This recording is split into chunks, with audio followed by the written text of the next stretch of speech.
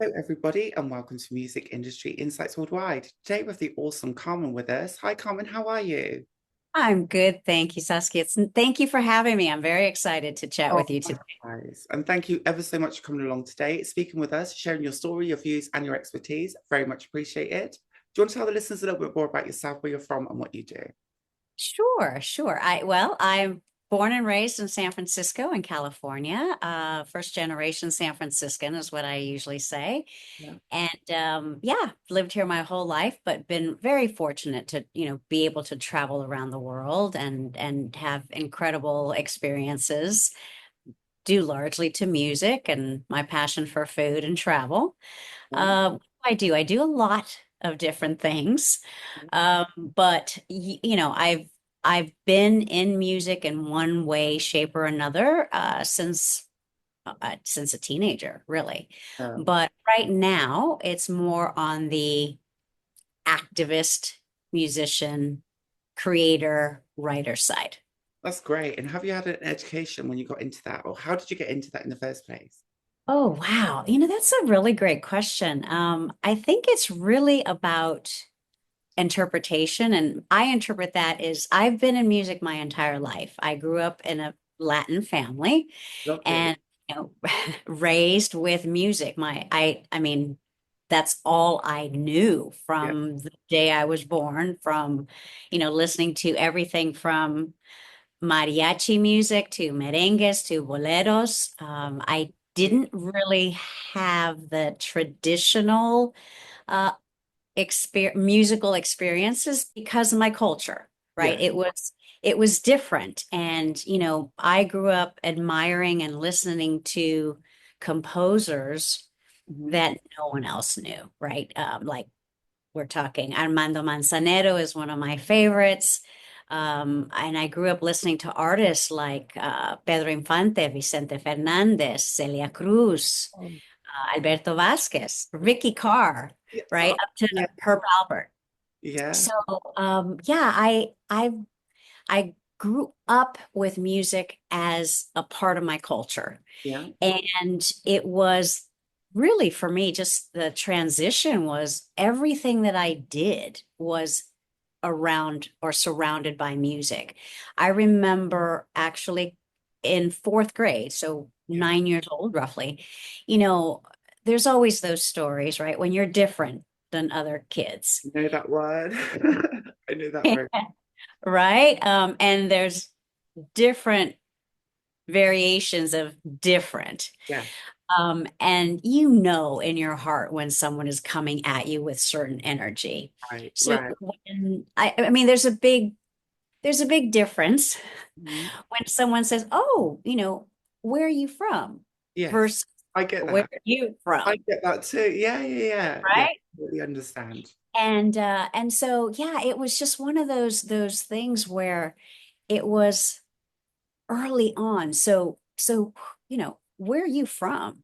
Or what do who are you? Like that sort of thing. And I Just remember at 9 years old, I knew what they were asking me. yeah. I couldn't articulate it necessarily. I didn't have the words discrimination or racism, especially because, Spanish was my first language. Right. Okay. Yeah. It took me a while. I do have to thank all my teachers from kindergarten through Oh, fifth bless grade, you. Honestly. Yeah. Awesome. right? Awesome. But my response to that was, well, I'm an artist. Yes. And I never identified as, oh, I'm Latina, Hispanic, I'm a girl, I'm this age. I never went into, I was like, oh, I'm an artist. Yeah. That used to confuse that child or those people because it Okay. wasn't always children, Yeah. but it would confuse them. And Yeah. it stopped that line of questioning. And so I learned early on, I'm like, that's my answer. I'm an Well, artist. well done. I love to hear that too. And obviously, you've done this for a very, very long time. You're a I woman, have. and you're also from an underrepresented group. How have you found that and navigating your career in an industry that's very male dominated? That must have been Yeah. tricky. I've been in several careers that have all been male dominated, and I have to say, I think that The first thing is you have to, in my opinion, and as a coach, Yeah. uh, you've got to know who you are. Yes. Yeah. And you've got to understand yourself, your core beliefs, your core, everything that you believe about yourself. Hmm. I hope that you are able to focus on this is who I am. No one is going to diminish that. I will not allow anyone to diminish that. And I'm standing with that core of who I am. Really hard. You know that I know that that's not always easy, Yeah. right? And we need to build support systems. We need to find people who also appreciate and love us and accept us in that way. And as far as career wise, once you have that, Hmm. and this is oversimplifying, right? This is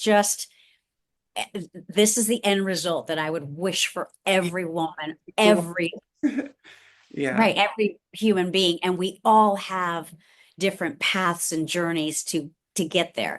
But once you have that, Hmm. or if you're continuously striving to maintain that, Yeah. then I feel like we have a couple of choices. We can turn and go away like they want us to, Yeah. I'm not. or or we can wait. Well, I guess there's more than different options here. Or we can wait to be invited, Yeah. which in most cases, that invitation is never going to come. All right. All right. Or we can build our own table. We can do our own thing, which I highly recommend, which is what I've done the majority of my time. But the caveat then is remembering to have a plan. You've Yeah. built your own community or you've built your own company, All right. you've built your own career, Yeah. and depending on your individual goals, Mhm. then you've got to figure out now that I built this, how do I integrate? Yeah. Because and the reason I say that is because it's beautiful to have your own world and we're all operating in all these different silos, but Mhm. that still means that we're fractionated, Yes. that we're not part of mainstream. Yeah. So the other option that I have also incorporated in my life is I don't wait for the invitation. I pull up the chair and I sit at that table Good on you. And like that's you belong. and that's how it should be, right? That's how it should be. It should be. And you would think that it would be, but we know, you and I both know that isn't the case. Yeah.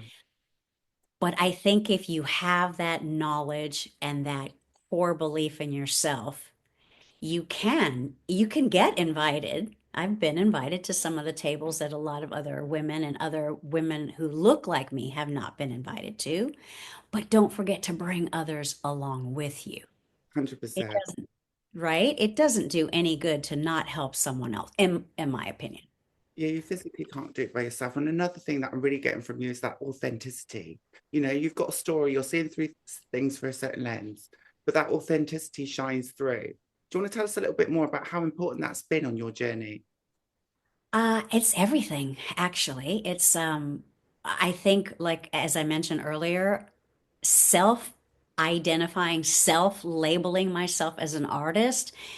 In my mind, as a young person, artist doesn't have a genre, doesn't have an age, doesn't have a gender, doesn't have skin color. Right. So imagine a world where children were taught to look at themselves at, if someone wants to be a doctor Mhm. at 8, 9, 10, 12, to say, I'm a doctor.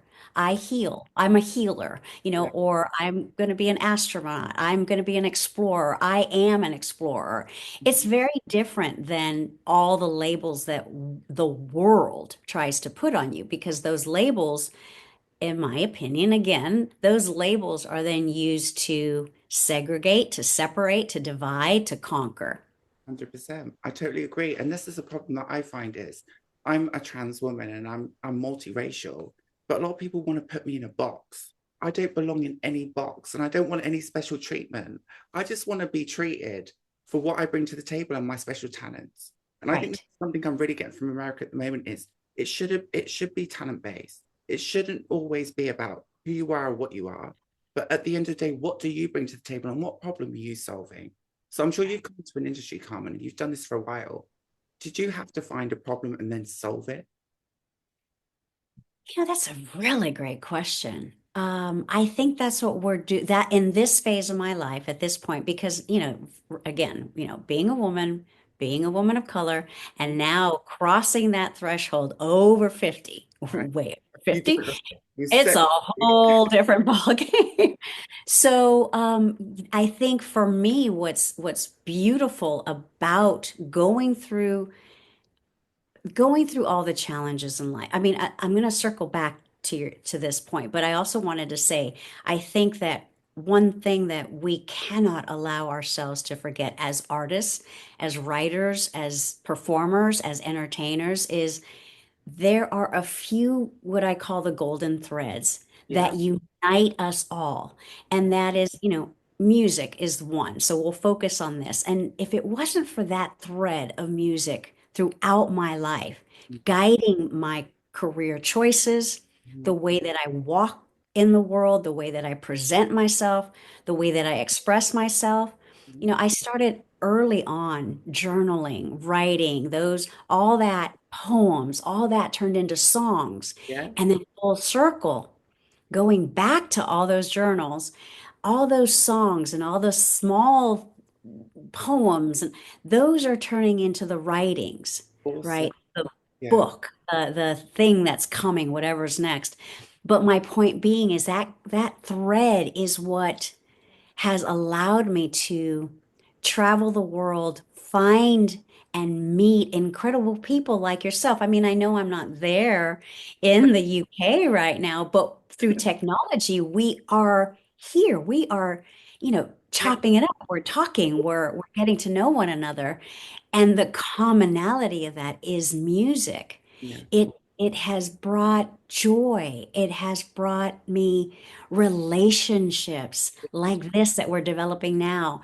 I've had adventures and experiences that mhm. are uniquely my own. So cool. And in the wake of, because I don't want to sound like, Pollyanna, You're not. um, You're because not. it's right. I mean, we all have tragedy, betrayal. Yeah, We have trauma. bullying in one way or another. We have discrimination that we've had to deal with. We've had grief. We've had loss. But I do find that music, the expression through music, it allows us to see what we have in common, to join our hearts and our spirits together. And to answer the question again, to circle back to that, is that that golden thread throughout my life is where I'm at right now. I have, in my opinion, I do have an answer to a problem that I believe that we are going to be solving. Thank you. And that problem is unfortunately here in this day and age in the United States, and I'm mortified Mhm. on because of some of the things that are happening. Oh So, gosh. I know. I'm sorry as well because I feel It's it. okay. Got family It's, from America and everything, so I really feel that as well. the dehumanization of so many of our marginalized groups. Yeah, Um, I feel like in the history here in our country was our voices were never represented in the history books. yeah. Oh, don't you're gonna make me cry a little bit. I was so sad. Carry on. Um, Please. it is heartbreaking. It is a reason to get emotional, Mhm. um, because they're trying to do it again. Right. And if we allow this to happen, then it's also we're part of it. So my solution is that what we're building for the world, for the music community, for artists, for For the everyone. for the future as well. For the Yeah. future, yes, for our young people, we're doing this project under my nonprofit. So again, I had a nonprofit Oh, well from done. 2000. what was it, 2005 to 2018 for 13 years, children's music Oh, nonprofit. lovely. Um, and I thought I was retired. I was done at 2018, but when there are such incredibly painful circumstances that you see that we're witnessing for me that That's I've been witnessing that's bubbling up through this and good. it's just this ugliness. um, we have a choice. We can sit back and do nothing. I'm retired, hands off, not my problem. They'll figure it out. Or we can create. Make a better world for And everybody. right. And we can do it in the way that we know how. Yeah. And for me, it's music, it's expression, it's writing, it's using technology to amplify all of our voices. And that's what we're building through the nonprofit. So I had to start another nonprofit. Yeah. And the project is called the Indigenous and World Music Hall of Fame. And Awesome. it is in the metaverse. It's going to allow us to tell our stories, whoever you are. We can't do it all at once for everyone. We've got to start small and build, but the goal is it's a world organization to amplify everyone's stories in their own words, Great. I love that. in their own voice Authentic. through music and Yeah. culture and all of that and expression. And that's what I'm trying to build for our younger generation to have a place to say this is where our truths are. Yes. We're not going to be eliminated and forgotten Certainly and not. We're, erased. we're all the one in the same at the end of the day, right? Exactly. We cannot allow ourselves to be erased No. from history again. No, no, I totally agree with you on that. And also, a lot of my musical passions stemmed from a child, actually. And because I was born to two deaf parents, and my music teacher, she was awesome and helped me back into music. And it was kind of a healing process and a way I could communicate with other people without having to, be misunderstood. How important is that in the USA right now with music education support? And also, not everyone's academic. We have creatives too. How can we combine them to make sure that we keep the talent that we have? I don't have the answer to that. I do believe, and I've given this example on stages and different presentations and speaking engagements that I've been invited to, and I invite people to look at this in this way. And you probably are familiar in not in my case because my mother was incredibly different Mhm. in such an amazing, unique way in that she supported every creative Oh, hair on my God head. bless her too.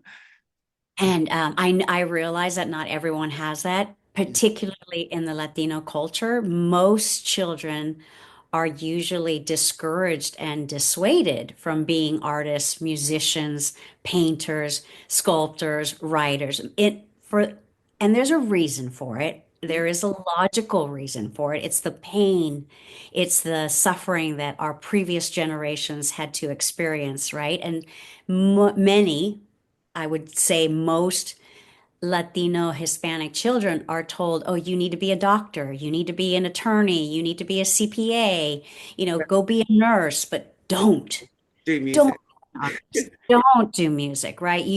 That no one wants, you're going to starve. There's nothing to, well, if you really think about it though, in the last 20, 30, 50 years, where have all the greatest innovations come from? From creative people. That's right.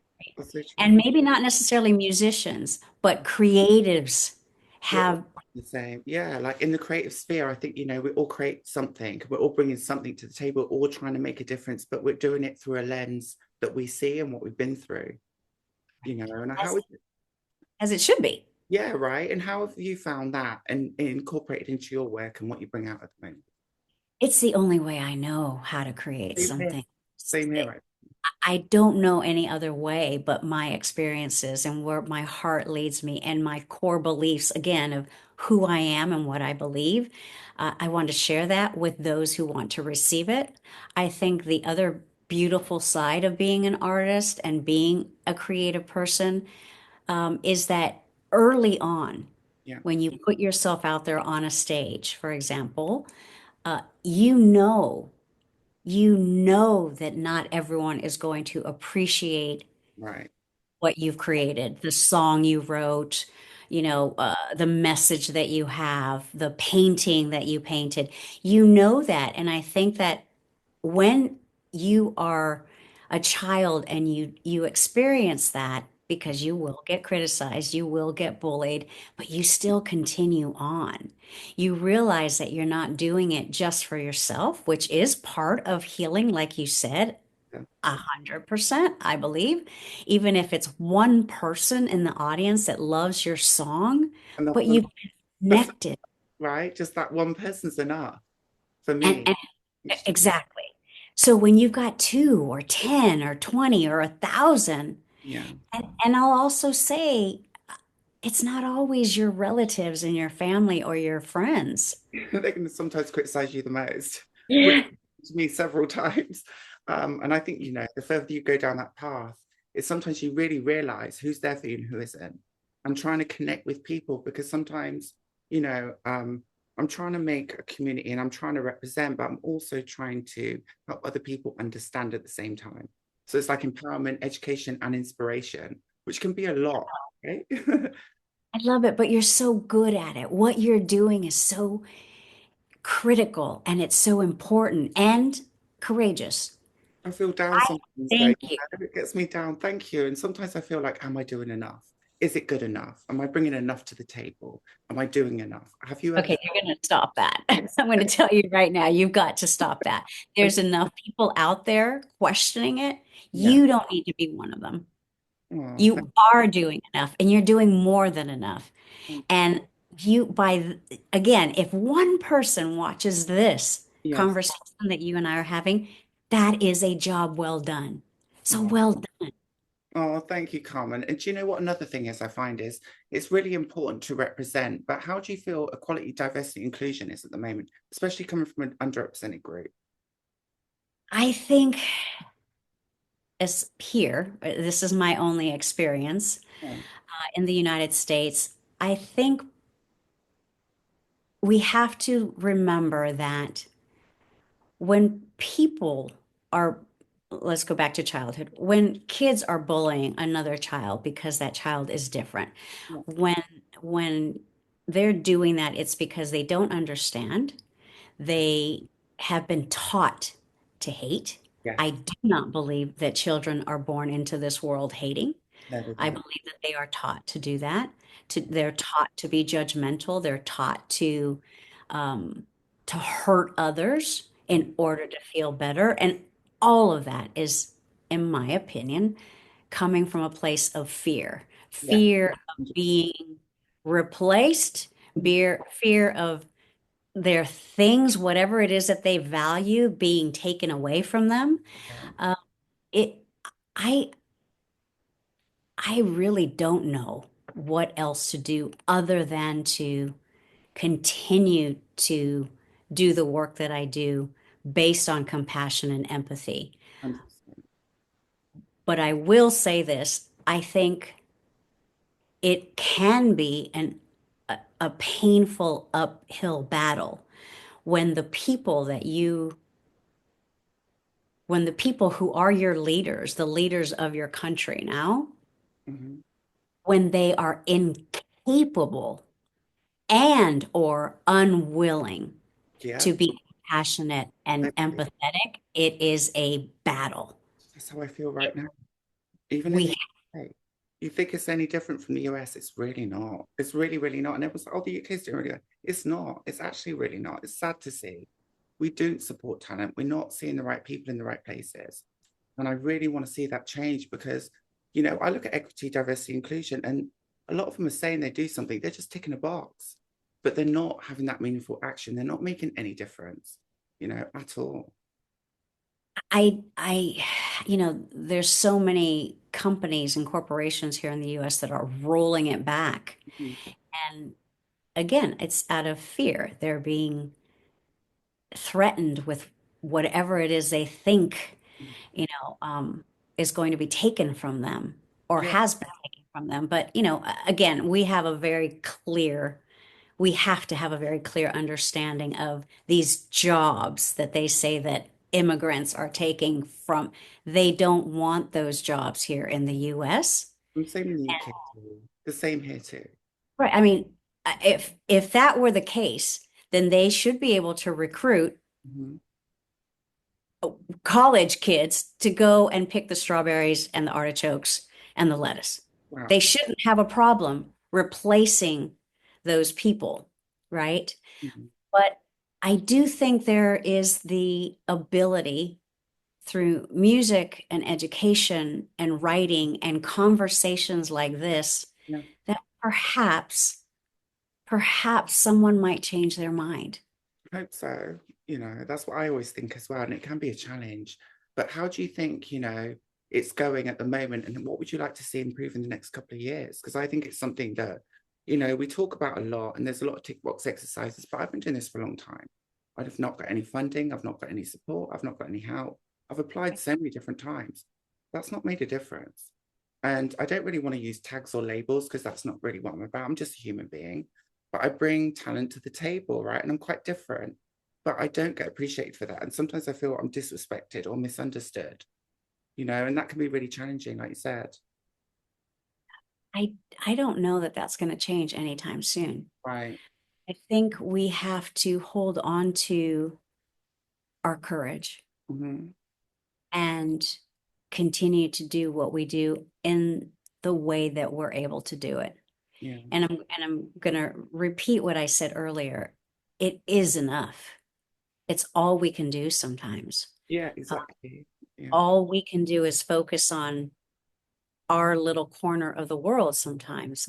If we're lucky enough, like with building this metaverse world Mhm. where people will be able to come in and join and be a part of it and participate, because again, this is for artists.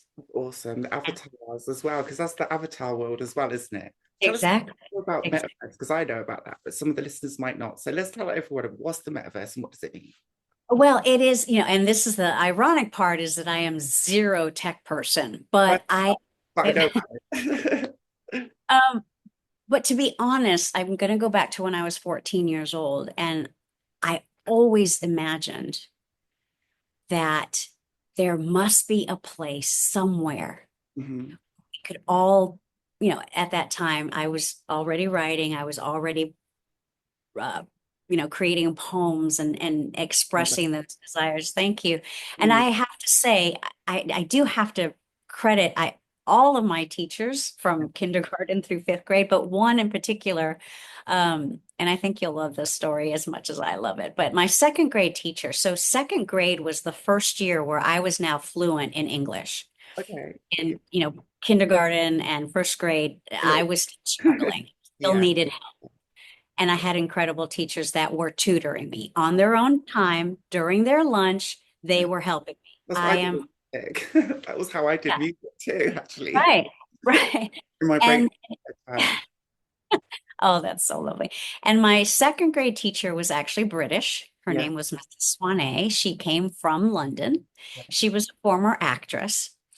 And she is the one that not just read stories to us after lunch, we're second grade, you're tired. We Mhm. would have nap time, but she would read to us. I remember And this. she would read the most incredible stories, Alice in Wonderland, Alice Through the Looking Glass, Runaway Ralph. I mean, you name it. But because she was an actress, she was all of those characters. She became all of those characters. And she would sing, she would make up her own parts of the story. And I was fascinated. So while all the other kids were napping, I was just Wide like this. awake. I Yeah, was I just, was like that as well. I used to love it. oh, You're like in another world. yes. Yes. And it was the power of words. Yes. This is where I learned in second grade the power of expression, the power of words.